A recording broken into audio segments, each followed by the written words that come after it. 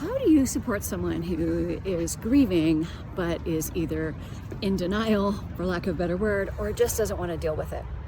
That's a question I got recently at a talk I was giving, one of the favorite ones I do, about how we can support each other better, build connection instead of isolation in times of grief and loss.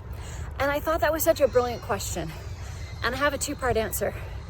First of all, you need to meet them where they are. So if they're not grieving, you're not supporting them in their grief, because whether you think they're grieving or not, it's what they are doing that matters. So you can't actively support their grief because they are not actively grieving with you.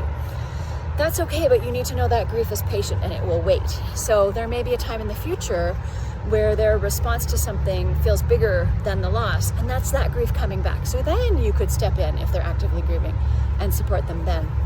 What you can do to support them is support them with what they're struggling with. So whether they're calling it grief or something else, or you just see that there's a gap in what they're doing, you can support that. So find those practical ways to stand in and step in and support that person and connect with them.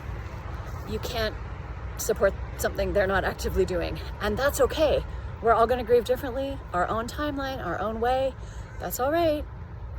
I have my preferred way, obviously, and you do too, but we don't get to put that on other people. So meet them where they are, support them with what they need, and be there when the grief comes.